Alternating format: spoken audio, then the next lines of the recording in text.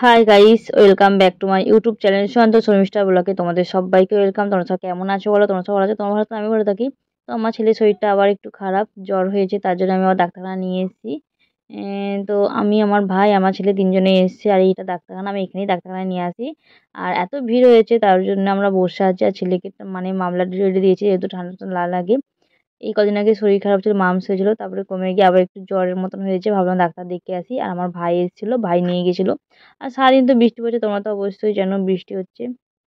তারপর রাত্রে আমি আমার বাপের বাড়ি চলে গেছি। আর বাড়ি আসার সময় পর্যন্ত মানে অল্প অল্প বৃষ্টি হচ্ছিলো, দিয়ে ভিজে গেছি।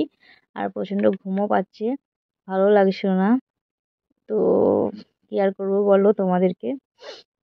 তো সকালবেলা বাড়ি ছিল, ওখানে ছেলে এখন থাকবে দুদিন।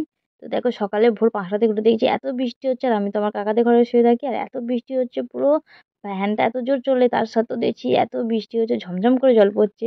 তো কি করে বাইরে যাব, তো বুঝতেই পারছি না গো। মানে মায়েদের ওখানে, আমি তো কাকাদের বাড়িতেই শুই, আমি মায়ের কাছে শুই না গো। বোনেদের সাথে একটু গল্প করি, মজা করি, তারপরে বোনেদের সাথেই শুই। সেই জন্যে। তো আমার নতুন নতুন বন্ধুরা আমার ভিডিও দেখে কেমন লাগছে অবশ্যই কমেন্ট করে জানাবে। আর কেউ ভিডিওটা স্কিপ করবে না। আর যারা নতুন তাদেরকেও অনেক অনেক ভালোবাসা। আর এই দেখো, এই মাছগুলো কিন্তু আমার মা ধরেছে ছিপে দিয়ে। 1 ঘন্টার মধ্যে, 1 ঘন্টার মধ্যে পেয়েছে। তো বললাম দাঁড়াও মা, আমি ভিডিও করে নিই, যেহেতু বাড়ি যাবো। আমার এগুলো বাছা হয়ে গেছে, আমি বাছছিলাম। মা বললো তোকে বাছতে হবে না, দিয়ে রান্না বান্না হয়ে গেছে। আমার ছেলে এখন আছে 2 দিন। তো তারপর আমি মানে মায়েদের বাড়ি থেকে রেখে আমার বাপের বাড়ি মানে শ্বশুরবাড়ি যাচ্ছি। তো চান হয়ে গেছে, আর খাওয়া দাওয়া হয়ে গেছে, তো আমি এখন যাচ্ছি। আর দেখছো চারিদিকটা পুরো সবুজ হয়ে আছে, কেমন লাগছে অবশ্যই কমেন্ট করে জানাবে। পুরো সবুজ হয়ে আছে, সবুজ চারিদিকে। আর এত বৃষ্টি হচ্ছে, এত গাছপালা হয়ে গেছে, তোমাদেরকে বলে বোঝাতে পারবো না। চারিদিকটা পুরো কি আর বলবো। তারপরে এখানে দাঁড়ালাম, দাঁড়ানোর পর একটা ম্যাজিক আসছিল, তারপর তাতে ছুটে ছুটে গেলাম। ম্যাজিকের মধ্যে চেয়ে পড়ছি, ম্যাজিকের মধ্যে কেউ নেই, কিন্তু আমি একাই আছি। আর ড্রাইভার আছে আর একজন আছে, 3জন ছিলাম। আম, তো তাড়াতাড়ি করে বাড়ি এসেছি, এখন বাজে দুপুর 1:30 বেজে গেছে। তো 1:30টার সময় বাড়ি যাচ্ছি, চান টান করে খাওয়া দাওয়া করে।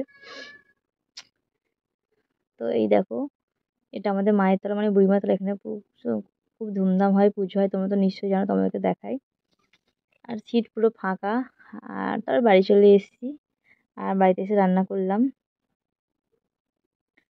ভাত হয়েছিল, চিকেন কষা হয়েছিল, পোলাও হয়েছিল, এই 3টেই করেছি। তো আমার তো পোলাও খেতে ভালো লাগে, আর আমি তো আমার হাজবেন্ড দুজনে ছিলাম, অল্প করেই করেছি। তো সারাদিন বৃষ্টি হচ্ছে, জামা কাপড়ও শুকোচ্ছে না, একদম ভালো লাগছে না। আর কি আর বলবো, যেগুলো ঘরে ছিল সেটা কাচাকুচি করলাম। আবার এখনও জামা কাপড় কিছু গুছানো হয়নি, একবার করে জামা কাপড় তুলছি, একবার করে নামাচ্ছি, এই হচ্ছে। আর সারাদিন বৃষ্টি, এই রোদও বেরোয়নি, আর দুয়ার পুরো ভিজে গেছে।